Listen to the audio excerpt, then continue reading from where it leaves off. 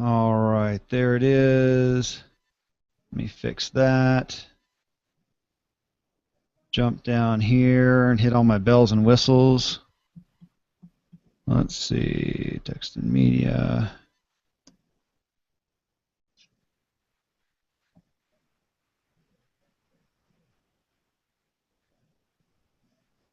Preview that. Save that. And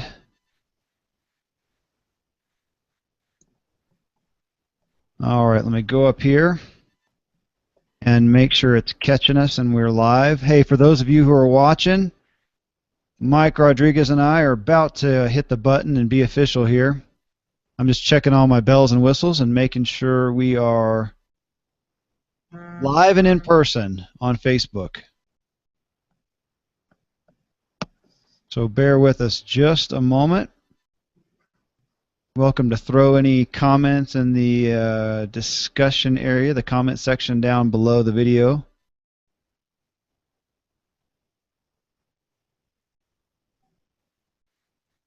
And I should be talking to myself here in a second. You who are watching, there we go. Mike Rodriguez and I. Okay, hey, we're live. All right, I'm going to put that in the text box as well.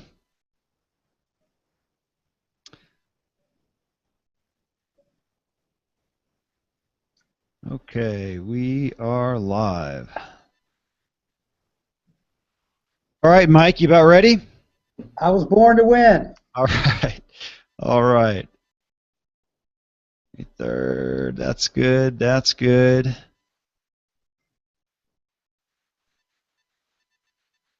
All right. Well, hold your breath here. I'll get us started.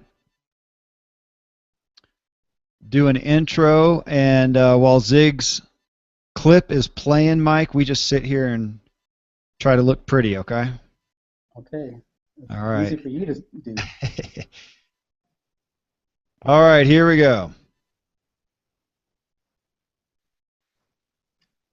Welcome to episode 301 of the new Ziglar Show. I am your host, Kevin Miller. Today's show is titled Everything is Selling. Zig Ziglar said, if you believe your product or service can fulfill a true need, it's your moral obligation to sell it. I love that quote. I'd also add in with product or service a message. If you have a message of health, wellness, faith, truth, those often die because those delivering them don't know how to effectively sell. And that's what we're going to talk about today. We're going to play an 8-minute clip from Zig Ziglar himself that will change your paradigm on selling. It is profound, funny as always, but very, very valuable.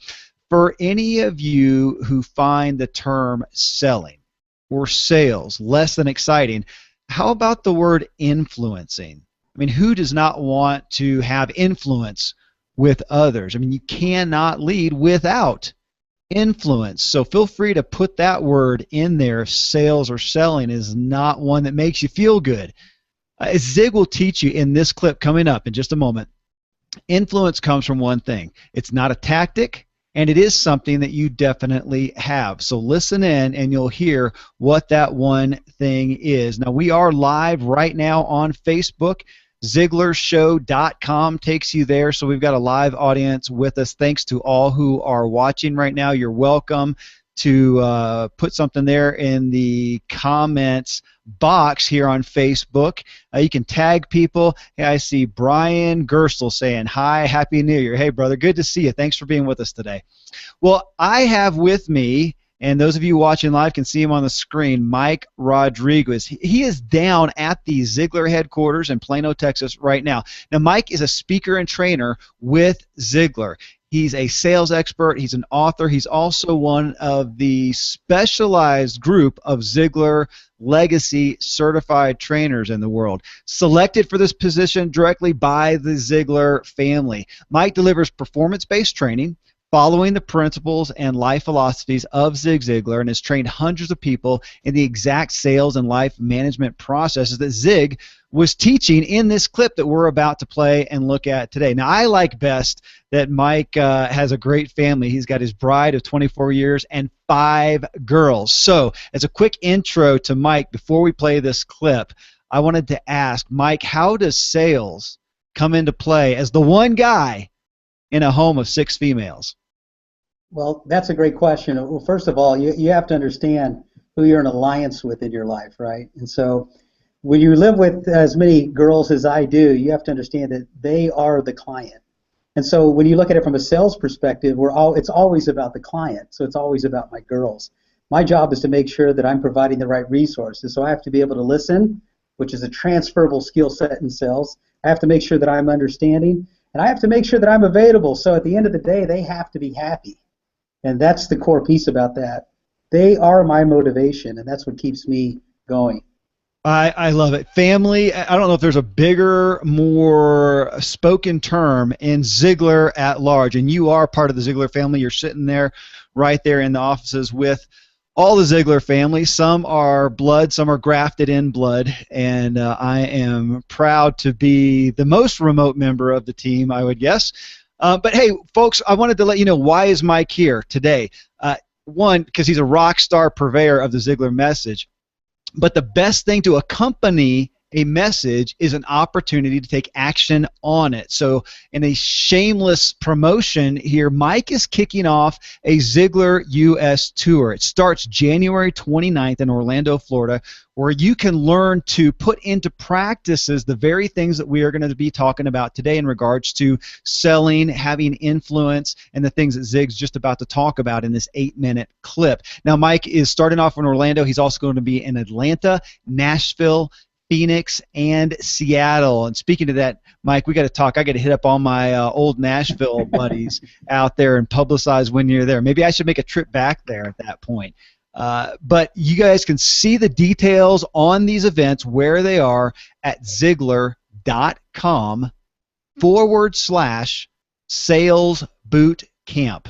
Okay, Ziglar.com/sales boot camp. For a mere $99, you get to spend an entire day getting legendary Ziglar sales training with Mike, including a morning session with Ziglar CEO and proud son, and often our co-host on the show here, Tom Ziglar. He's leading the day before, he's doing the Ziglar Keys to Top Performance seminar as well. All right, well, we are going to dive into this 8-minute clip from Zig. Mike and I will sit here and try to look pretty while he's talking, and then we're just going to talk about some of the specific aspects of Zig's message. Now, those of you who are in the live audience here, I see a couple good friends of mine. Jonathan Milligan, who owns bloggingyourpassion.com, is with us today. Thanks for being here, Jonathan. Joseph, Joseph, I always stumble over your last name, but I want to say Liff. Tell me if I got that wrong. I've known you for a long time, but I never have to say your last name. But Joseph, man, thanks for being here. I'm so grateful. Let us know if anything is not right with our audio levels or anything like that, or any feedback you'll give, I would be grateful for. All right, well, hey, I'm going to give us an 8-minute clip from Zig that is just wonderful. I get the blessed opportunity to listen to these so much now through the shows. And then Mike and I are just going to talk. Again, those of you who are in the viewing audience, if you want to shoot a comment, any thoughts on this feedback, we'll talk about that as well. Okay, here we go, Mr. Zig Ziglar. When you start talking about the salesperson and the kind of individual involved in it, I think one of the most exciting reports I've ever read was put together by the Forum Corporation out of Boston, Massachusetts. They did a considerable study on 341 salespeople. 173 of these salespeople were the top-notch producers. I mean the super productive salespeople. 168 of them were average salespeople. Now, all of them had been selling at least 5 years, so we can eliminate the rookie factor. They came from 11 different companies, 5 different industries. They sold everything from petrochemical banking, life insurance, real estate, and one or two other things. But in this analysis, they discovered that from a pure sales knowledge, sales skill point of view, that the 173 top salespeople and the 168 average salespeople all had almost exactly the same sales skills. Each group knew exactly how to get prospects. Each knew how to get appointments. Each knew how to demonstrate features and benefits. Each knew how to handle objections. Each knew how to close the sales. But there was a dramatic difference in the results because there was one factor that the super salespeople had, and that one factor that the other ones did not have in as large a quantity was this word called trust. Now, my selling friends, listen real good, as I often tell people, this is profound. What they found is this: people don't buy based on what you tell them. They do not buy based on what you show them. They do buy based on what you tell them and what you show them that they believe. Pure and simple, which they believe. Now the question is, who do they believe? It's an old-fashioned answer. They believe the good guys and the good gals. Those who are morally sound, who have honesty and character and integrity as the regular tools in their sales arsenal. You see, the most important part of the sales process is the salesperson. Very important. Now, you see, that kind of shoots the myth that a lot of people have about the salesperson. The career salesperson understands a lot of things. For example, we learn some things about human nature that helps us deal with our wives or our husbands or our children or our neighbors or somebody like that. For example, as salespeople, on occasion, we do have folks who are a little rude to us. How many of you have ever had a prospect who was rude? Maybe even mean, a little ornery? Would you believe downright nasty? Well, you see, one of the things, not often, fortunately, but it does happen, one of the things we as salespeople learn and understand is this: when somebody is mean and ugly to us, we learn to understand it is not because they want to hurt us, but rather it is because they themselves are hurting. And you see, once we understand that, then we can deal not only with them more effectively, but also with our families and our friends and those whom we love.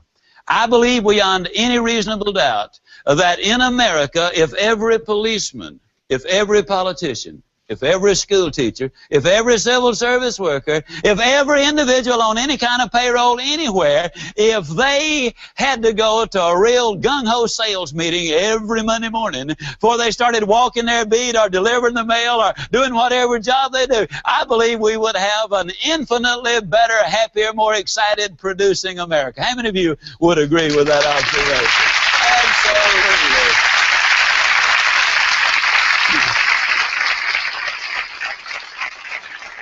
Now, of course, ladies and gentlemen, everything is selling and everybody is a salesperson. Whether you're a dentist, a doctor, a preacher, a teacher, a coach, a child, a music minister, doesn't make any difference what it is that you do. Everybody is a salesperson. Let me share a couple of examples with you of what I'm talking about. When I was between the 11th and 12th grades, during World War II, I went to junior college so I could pick up some extra classes so I could get in the Naval Air Corps. All right? Now, I had to pick up an extra course in history in order to graduate, and so I would be free then the following my senior year to take a lot of extra math and science. Well, I didn't want to take American history. What possible good is it going to do me, to learn something that happened 100 years ago or 200 years ago? But I had to learn it, so I was going to go in there, and I was at least going to pass. But don't think I'm going to try to remember it. I'll just transfer the knowledge from the teacher to my mind to the pad, and then I'll get out of there, and that'll end it. But the teacher threw me a curve. He was Coach Joby Harris at Hines Junior College in Jackson, Mississippi. And you're talking about a salesman, folks. He was a salesman. He spent that entire first period selling me on why I had to learn my history. He really put the story on me. He also sold me that as an individual, if I had any ability that permitted me to do more than support my family, that I had a moral obligation to my fellow human being and my community to donate some of my services for the betterment of mankind. I walked out of that classroom that day a history major. Only subject I made consistent A's in throughout the time I was in college. What I do today in all of the activities outside of my actual business was directly, emphatically influenced by that salesman, a school teacher, Coach Toby Harris. Everything is selling. I'll never forget when our second daughter was born. Our first child was 3 years old at the time. And I'd been out on the road not long after our baby came home from the hospital. I'd been out on the road and I got stuck. There was a snowstorm and I spent the night in a Greyhound bus, fortunately, on the side of the road. When I got in the next morning, I was exhausted. There was about 10 inches of snow on the ground, and I'd no sooner walked in and just had my top coat and my gloves and my hat off when the redhead said to me, "Well, honey, we got to go to the store. We need some things." So I reluctantly put all the gear back on, and my 3-year-old said, "Daddy, I want to go." And I said, "Oh, Susie," I said, "the weather's too bad. It's too cold and wet, and I won't be gone long." But she said, "Daddy, I'll be so lonely." I said, "Oh, Susie, you won't be lonely." I said, "Your mother's here, the maid's here, your baby sister is here." I said, "You won't be lonely." She looked right at me and she said, "But Daddy, I'll be lonely for you." I don't need to tell you, she went to the store with me. You see, the truth of the matter is, everything is selling. The third example, at our church, we recently got a new music minister. Now, please understand that I've got the kind of voice that prompted Mitch Miller to write me a personal letter asking me not even to bother to sing along with. And I want you to understand it. My own children asked that I not sing in church. But last Sunday was our first Sunday, and this minister had the congregation so excited, he sold them so much on participating. Now, he knows his music too, but he had us so gung-ho that for the first time in my life, I actually enthusiastically got involved in the singing process. Everything, ladies and gentlemen, is selling. I mean, everything is selling, and that's one of the reasons that I'm so excited about it. All right, well, there you go. That is profound. We're going to talk about a couple specific things regarding that message right there, though I do want to call attention again. If you heard that, you resonated with that, you want to instill more of that ability to sell and influence, which we're going to continue talking about, but you want to take action on that. Again, Mike Rodriguez, who is with me, is doing a U.S. tour and will be in the cities of Orlando starting January 29th and then on to Atlanta, Nashville, Phoenix, and Seattle, teaching and training you to embody just what Zig is talking about here. Again, go see that at Ziglar.com/sales boot camp. All right.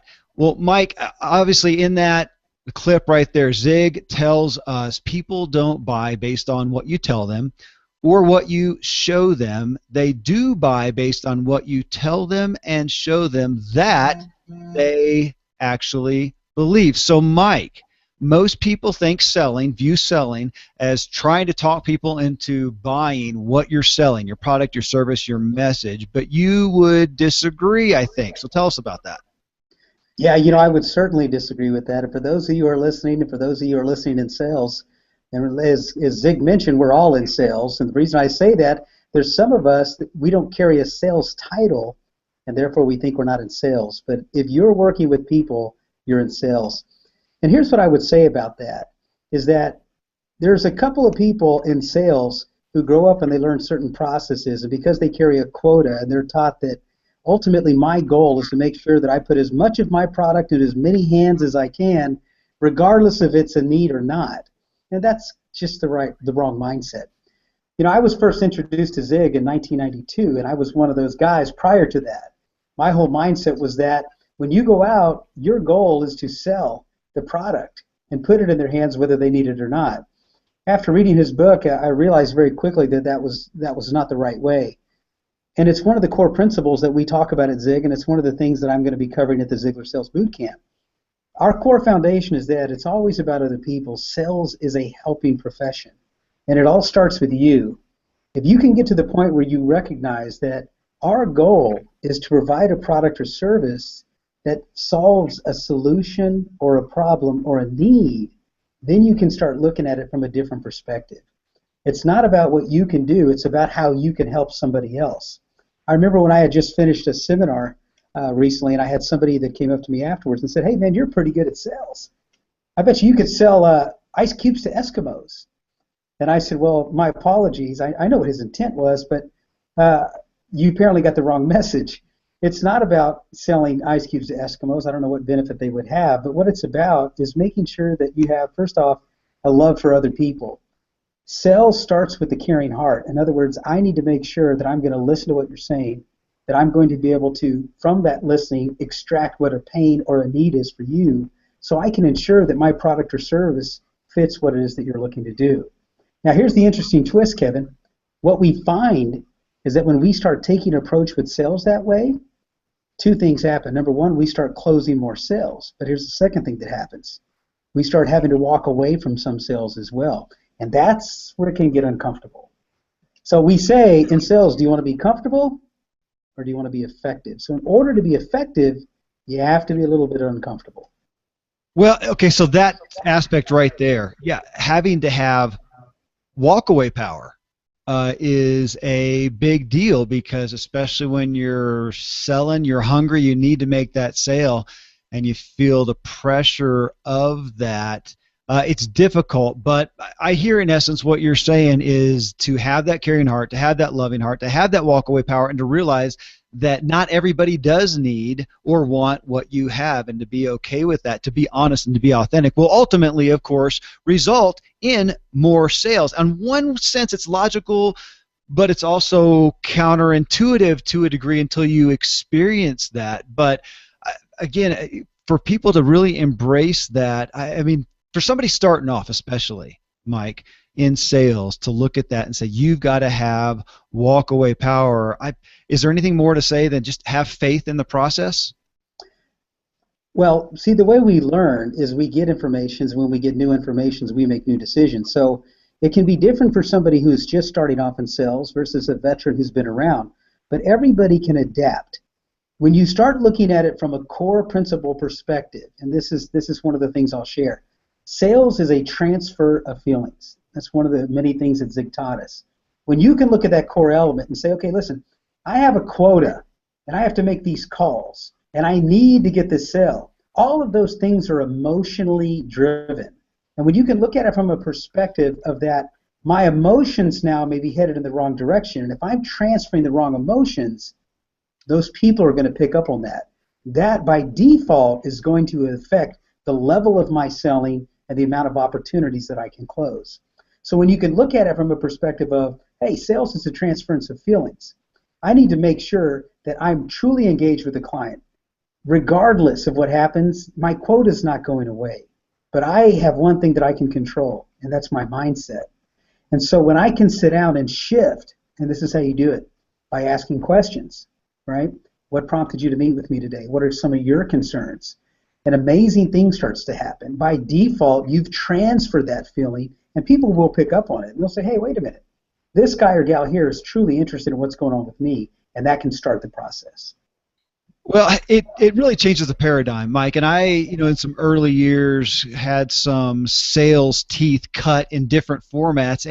And yeah, the initial thought, I think this is where people's minds go even today, to think, okay, if I'm going to sell better, I've got to know the vernacular, I've got to have my strategies, I got to have the right words down, and I got to prep myself before every sales opportunity so that I can say the right things. And there's some degree of that, but I hear what you're really focusing on more, and of course this is what Zig is teaching too, is that it's really more important to check your heart. How are you feeling? Are you at peace? Do you care about this person? And again, when you go to saying transferring emotions and feelings, it's still saying, yeah, you've got to bolster yourself for this opportunity, but it's not in what you say, being slick and talking someone into something. It's having your heart right and caring about them.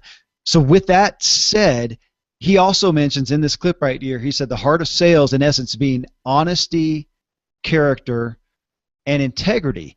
And while I think most people, I hope, would say, yeah, I have that, having it and exuding those things is, how do you do that, Mike? Well, that's a personal conviction, and so here's how you start. First of all, acknowledge if you have those things. If you don't have those things and you're not sure if you have those things, reach out to the people in your life that you trust and ask them. But more importantly, do an inventory of who you are.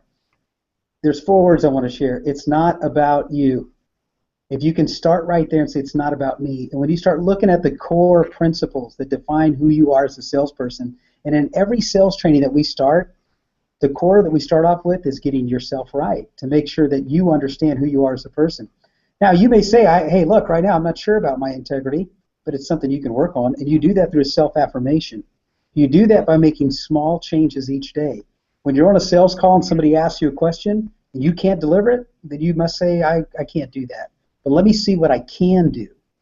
That action in itself, by simply taking the step, by living through an action of how you see yourself, you start fulfilling that prophecy of yourself. Self-affirmations. So as you wake up in the morning and you look in the mirror and you say, I am an honest person and I have integrity, your brain starts experiencing that. So by the time that it gets to our mouth and we're sharing words with the world, words are expressions of our thoughts, and our mouth is merely validating how we view ourselves. So if you've grown up in the sales field believing that I need to manipulate somebody, or my goal is to try to be as creative as I can to get a product in a hand, what happens, you're actually reinforcing that mindset of challenging your own integrity and your character, which in effect challenges and impacts your overall results in sales. Man, okay, you said the word, and it stands out, manipulate. I mean, how many people associate selling with manipulating, which I hear you saying, well, that does not have integrity, because if you're manipulating somebody to buy something that they do not need or want, that is wrong. So if you really take this to heart, I feel like it should give people kind of a sigh of relief to say, I don't have to be something that I'm not. I don't have to, be inauthentic. And again, I'm going to go back to the Ziglar quote that we started off with too. I love this. If you believe your product or service or message can fulfill a true need, can authentically help somebody who has a need or a want or desire, it's your moral obligation to sell it. That's pretty stout. That's pretty profound. And it's challenging ultimately. So there you are sitting, if you're hearing this and you have that product or service or message you think it helps somebody, and yet you don't like trying to push it on somebody, great. Listen to Mike. He's saying don't. But if you feel like it can help them, you need to be willing to, confident enough to step up, and then be willing to communicate or able to communicate it well. So Mike, of course I know you. I know the Ziglar sales process, in the essence. I mean, you've written a book on this. I mean, you know this well, but in your boot camp, which I have not been to, it's going to be an entire day with people. Is it safe to say then that you're going to give focus to this, to the heart of it, to caring? You said it's a helping profession. To that should be comfortable in essence to everybody. And that's the being aspect. That's who you be. Now, on the doing, how do you actually then, what do you say that is, again, you, but how do you communicate well, I assume is a big part of what you're teaching and training then as well. So it's all a ball that works together. It's like a puzzle. There's components that have to be intact. And if one of those pieces is missing, you're not going to be as effective as you can be. So you have to be, like you mentioned, you have to be before you can do. And what that means is you have to be the person that you need to be. So if you're not operating in a way that's going to be effective, you'll know it. So once you start becoming who it is that you need to be, then you can start acting. Again, once you believe it, so our words are expression of our thoughts. We think, speak, and act the way we view ourselves. So if I can start becoming the person and doing that my results to where they need to be. So how do we do that? Well, we start with the person first, as I mentioned. Then we start looking at it from a perspective of how are you approaching your clients today? And by sharing core strategies that people can say, look, that makes sense. One of the things that I often hear is when you're on a sales call, we're often taught to push people for yes. Push them for a yes. Get them to say yes. Sign on the dotted line.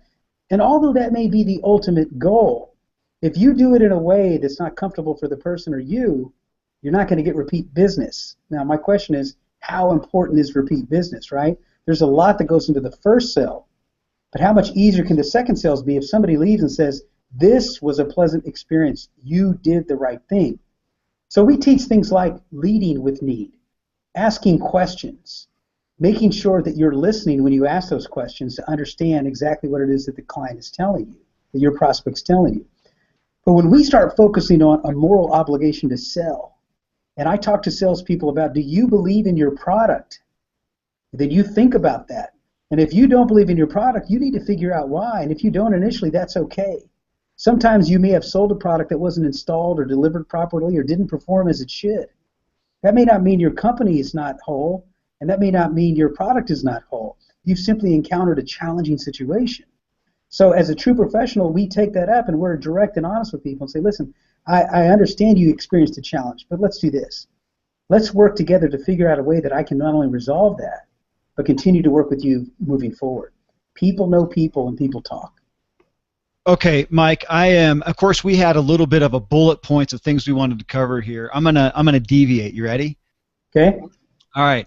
I mean, when you're some of the things we're talking about, is everybody a salesperson? Should everybody be a salesperson? I mean, as a profession, we could debate that somewhat, as that being your person's primary role, and that obviously is not for everyone. However, part of the point here that Zig is giving us is that everything is sales. We all dramatically, foundationally need to have some abilities to influence others. As we were talking about, somewhat tongue-in-cheek, but for real, and you really addressed it seriously, that with our families, I mean, if we can't influence our children for good, healthy things, we're at a detriment as a parent, and that goes into any relationship. So an aspect of this is being sensitive to others. Now, obviously, some people are naturally sensitive to other people. Some people just aren't. Doesn't mean you're a bad person. You've got other skills and abilities and qualities and character traits, positive character traits, but that may not be it. But we can all learn how to do that better, such as shut up and actually listen. But at the core of this, we're talking about PR skills, personal relationship skills. Okay, so Mike, I've been in, I think you and I are a similar age, and I cut my teeth as a youngster on sales and marketing and PR skills. I really see it as a lost art. I mean, it's not there. We don't see it in businesses today. We've got, everything's been commoditized to some degree. We go to Walmart. We don't expect good service. We even go to decent restaurants these days, and I feel like, man, the service that I was used to when I was waiting tables at fancy restaurants, I don't even see that. This is something that I think our culture is really suffering from. So I'm sitting here, we're promoting this U.S. tour, this boot camp, sales boot camp. I don't know of anybody who shouldn't be there, even if they don't see sales as their profession. We all live and die by sales. So if I take that back just to personal relationship skills, would you support that and say, yeah, is there anybody who's not going to benefit significantly in their life by spending $99 in a day with you to learn some foundational, what would you say, a toolbox of things you can utilize to incredibly enhance your influence? Well, I'll answer that by saying absolutely. You're on the spot. We're all in sales, as Zig said, and it's our moral obligation to make sure that we're equipping ourselves with the right tools. Look, if you're a plumber and you're going to operate on sinks and faucets and you bring the wrong tools, you're not going to be as effective as you can be, and in fact, you may end up damaging something in the process. Well, it's no different than sales. But when you start looking at personality types, so I'm a speaker and trainer, and I'm pretty outspoken and dynamic, but that doesn't necessarily mean that's the way you have to be as a salesperson. I've hired and trained, and we talk about this in some of our sales training with dealing with different personality types. I'm very outgoing and talkative. My wife, Bonnie, who I love dearly, is somewhat of an introvert, so to speak. She doesn't talk as much. She would be a great salesman, probably a better salesman than me, and I'll tell you why. Initially, when she meets people, they warm up to her. And so when you look at the idea that if you strip away the title and you strip away the product, when you're sitting face-to-face across from someone, and I don't care if you're going door-to-door selling residential or if you're in enterprise sales, and I've worked with salespeople across all avenues. When you're sitting across from somebody, the foundational elements are this: do I like you and do I trust you? And as Zig mentioned, if they don't believe what you tell them and they don't believe what you show them, they're going to believe all of those because of you liking and trusting them. But it's all about your personality, and that stems from how you see yourself and how you see other people. Relationships are the core to this. So you may say, look, I'm in accounting, Mike, I don't see people, but I want to be able to improve. Then you need to come. You need to understand how to work and listen with people because you are in sales. You may be the CEO of an organization, and I've worked with many CEOs of organizations who say, look, there's some things that I need to work on in interacting with people because you're constantly selling. The first thing you're selling is yourself. If people don't buy into you as a leader, they're not going to follow. Okay, we're actually at our 30-minute mark. I want to wrap up, but I can't quite leave a piece that you talked about because I think it's so significantly important. By the way, speaking of wrapping up, those of you who are with us live, any last comments you all want to throw in there? Brian, Joseph, Jonathan, I see you guys talking to each other. So great to have the live audience. I love the energy it brings and love answering your questions. I know, Brian, you pulled out there that quote. I think Mike said, it's not about you. Huge life, this is what he says, huge life lesson in sales and almost every area of life and relationships. Yeah, if there's one takeaway from this for folks listening, it's sales is not about you. It's about caring for that person, which Mike has been talking to us about. But you mentioned, Mike, something to the effect of your personality. And I just kind of wanted to let you expound real quick on that because to sell effectively does not require a certain personality style, or as you said, that's what you're talking about, being outgoing, that you do tend to do that. Now, interestingly, in this clip that we just listened to from Zig, prior to it, he was talking about how we expect salespeople to be extroverts, and that, lo and behold, he himself is not. He is an introvert, but he learned some of the extrovert skills, he said, because that's what it took to deliver a message that he felt a moral obligation to give to people. So in that, if you look at qualities of things that, obviously they gain trust. I mean, that's the key that he came down to. Sales is about getting people to trust you. You can do that in different ways. You mentioned yourself, Mike. I know that my selling style is I get pretty passionate, and I get animated, and that engages people. It really does. I know people like that, and what helps kind of cover up some of the things that I don't do well, like starting to talk a mile a minute. And I have to go back and watch Zig and listen to his perfectly timed pauses, and I don't do that well because I'm talking a mile a minute. But we all have those strengths. So again, I'm putting you on the spot here. Would you say that generally everyone has some aspect of who they are, not being what they're not, but of who they are, that can be maybe leveraged a little bit, refined as a strength that will help them specifically, personally, uniquely sell well? Not only does everyone possess it, but if you can believe in it, you can utilize it effectively. See, when I was growing up, I was somewhat of an introvert. My father moved around, and I figured out very quickly that if I didn't learn how to make friends, if I didn't talk to people, I wouldn't have a lot of friends. So the pain of being lonely overrode that. But absolutely, when you start looking at the gifts and the potentials that you already have, as a speaker and a trainer, I'm somewhat animated, and I do that to keep your attention. And so when I conduct sales training, people say, well, Mike, I think one of the challenges I have is that I'm not as gregarious or outgoing, and I work to sit down with them and say, that's not necessarily true. Although we can adapt to people, the most important thing is that you can listen, you can communicate, you have honesty in what you say, you have integrity and do what you're going to say, and you deliver quality. And sometimes that means that you have to say, Kevin, the solution that you're looking for, I can't deliver, but let me do this for you. I work with some other people, and hopefully at this point you should have your networking group established. I have some people that I'd like to, with your permission, refer to you. Would that be okay? That in itself is the foundational element of building that. And I'll tell you why. Because that person, you now are going to say this, I like that guy. And as we mentioned, liking and trusting are the core fundamentals to start with. Yeah. Well, okay, a couple things there, Mike, and then we're going to wrap up. When we do and I sign off, just hang with me here. We'll stay online for a second with each other.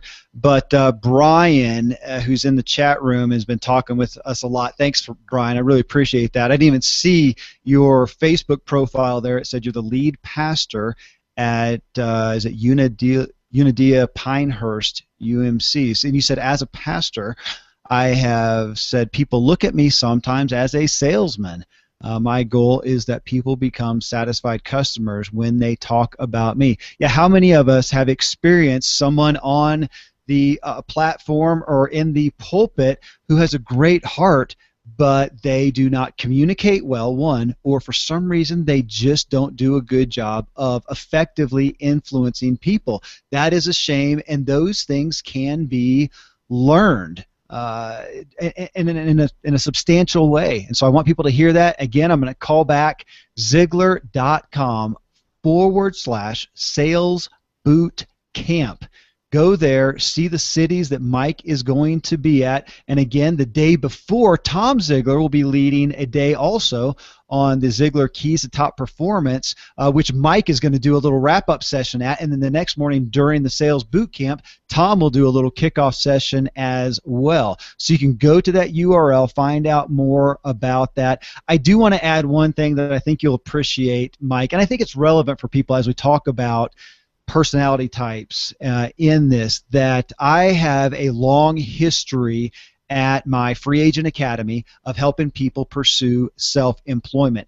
And one of the things we always dealt with there as well is that people have often a perspective that think, oh, self-employed people are this type of people, which in reality is often similar to how they view salespeople. And you said it, animated, gregarious, outgoing, and then from a self-employment standpoint, you know, risk takers, things like that. But on just the animated, gregarious, outgoing aspect, there are some of the most powerful salespeople I have ever experienced who are in reality none of those things, and they don't pretend to be or try to be. They leverage some core, caring, heartfelt, not outgoing, very different personality styles, and they are rock stars. Why? One of the reasons why we get that perspective that salespeople are animated, gregarious, outgoing is because we're just the ones that you hear from. We're the ones mouthing off. And I used to tell people that, you know, with are all self-employed people like me? No, I just happen to be the personality style that's going to stand up on a platform and mouth off about it because I want to, you know, express the message. I'm not the best self-employed person out there. There's a lot of people of different personality styles who do business better than I do. They just don't get up and mouth off about it. So just to get that to you, again, folks, really want to encourage you, follow up with Mike at the Ziglar Sales Boot Camp. He is coming up. I'm going to real quick name those towns again. Orlando, January 29th, Atlanta, Nashville, Phoenix, and Seattle. You will do your, so actually I'm supposed to, you know, be part of the marketing team here. $99 is ridiculous. So I would encourage you to go there. Mike, brother, thank you for just sharing your heart and giving us a different perspective of selling. All of you who are with us live, thank you so much for being with us. I appreciate it. Have a great rest of the week. We'll see everybody next Thursday on the Ziglar Show. Mike, hang with me and we'll talk a little bit more. Sounds good. Thanks, everyone. Take care.